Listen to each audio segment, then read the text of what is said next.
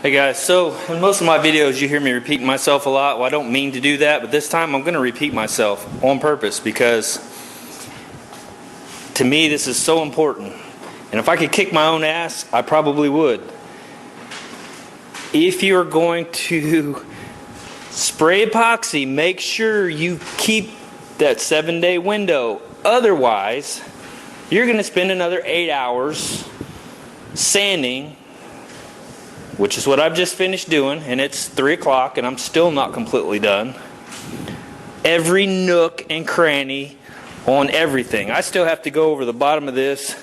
Some of the little spaces I have to get some red Scotch-Brite and get in these little tight areas. Had I stayed in that 7-day window and sprayed my primer, wouldn't have any of this crap going on. I just wasted another 8 hours because for whatever reason, whatever happened. Oh, I remember. Somebody's truck came over and we fixed the rear end and it almost fell off the lift. That's what happened. So because I couldn't say no, this has cost me a lot more time. I already spent most of one day on this and then pretty much all morning today, or all morning and afternoon on this side, doing every nook and cranny underneath and trying to get all these. I still got to get in here and get that with red Scotch-Brite.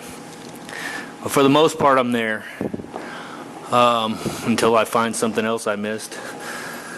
But it's scuffed down 180, and I did break through in a couple little spots here and there, just on some corners and stuff.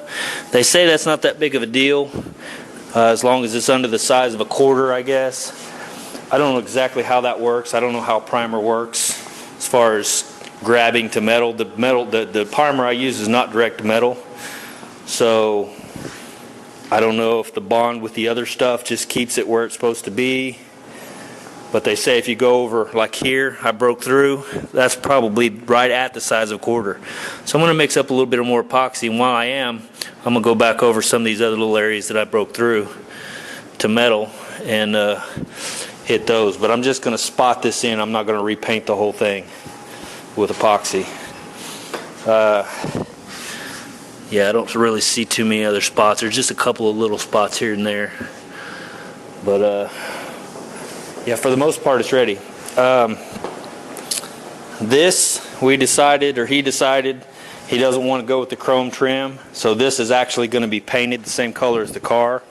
So I had to body work this. So I went ahead, and because there was little pits and stuff where rust had got in at some point, pitted it out, kind of like what this was up here.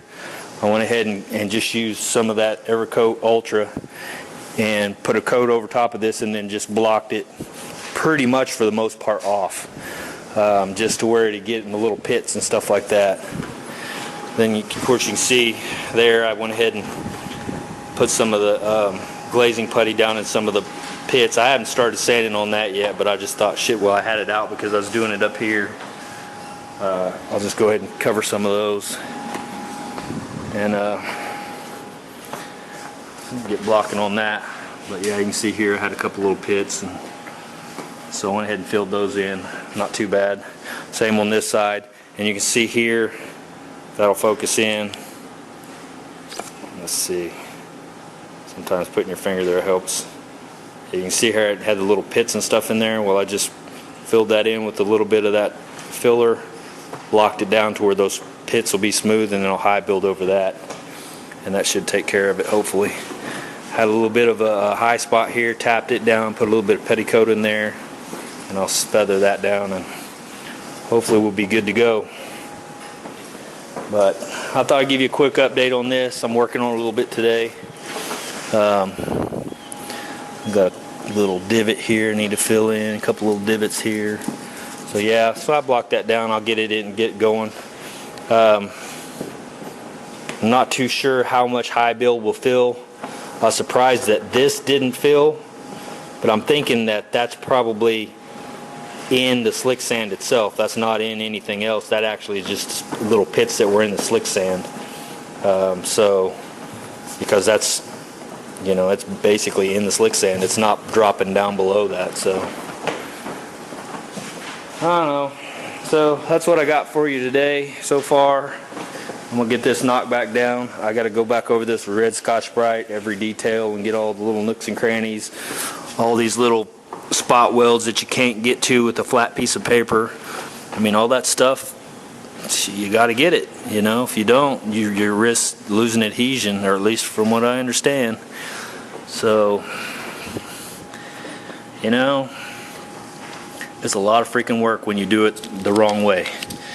Like I said, if I would have just done it the right way to begin with, laid my filler, my primer, man, I'd probably been done with this car a long time ago, because I keep having to redo everything, re-scuff everything. So, anyway, just a little heads up for you. Hopefully that helps somebody. Plan your week out to where, you know, you can do everything like you need to do it, and get it in either filler or high build, one or the other, and then it can sit as long as you want, you know. But this stuff, it's got a 7-day window, so don't miss it. See ya. All right, so I'm gonna knock this down a little bit with the 80. You can see I've body line here, followed that down, we'll block up to it. Same with this body line here, I don't know if you can see it, but and I'm gonna lightly go over this with some 80 grit. I've got this on just a little small block. I like this little block, it flexes just a little bit to kind of go with the contour, plus it catches up in here pretty good. So I'm gonna lightly go over this and see if I can hopefully not.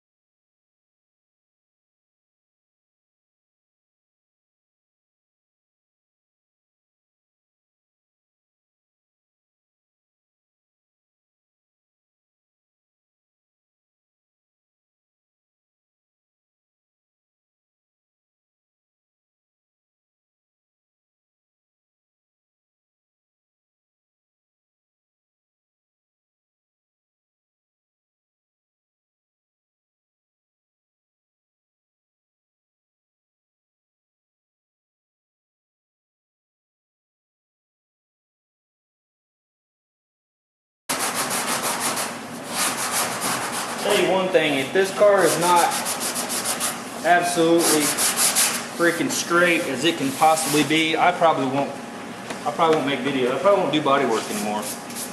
Because if it takes any more work than what I've done here, it's ridiculous. I'm out.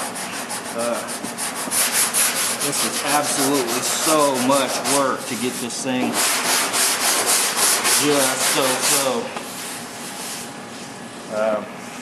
And most people have no freaking clue. Man, you paint my car? What do you charge me to paint my car? You tell them freaking whatever price and they shit themselves. You're like, you have no clue. Literally no clue how much work goes into this stuff.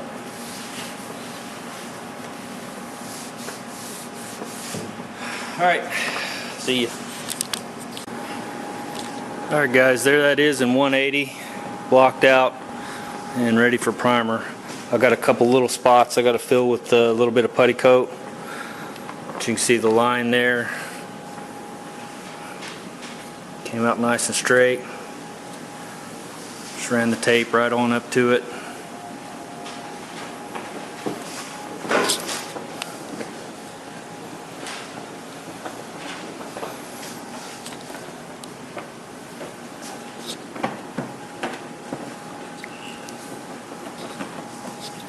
Clean that off with isopropyl alcohol, and when I shot it on there, it really looked nice. I don't know if I can do it again and get the same results with the camera. We'll see.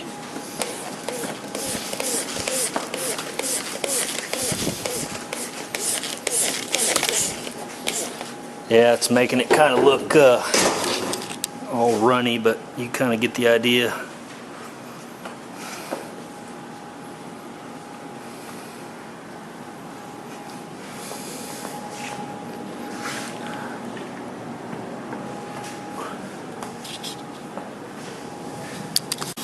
Alright guys, so I don't know how well that showed up. I'll have to upload it and see, but I'm going to re-guide coat this one more time. I'm going to go over at 180 with a really soft block, one of those little spongy blocks, and just make sure I've got any 80 grit scratches out.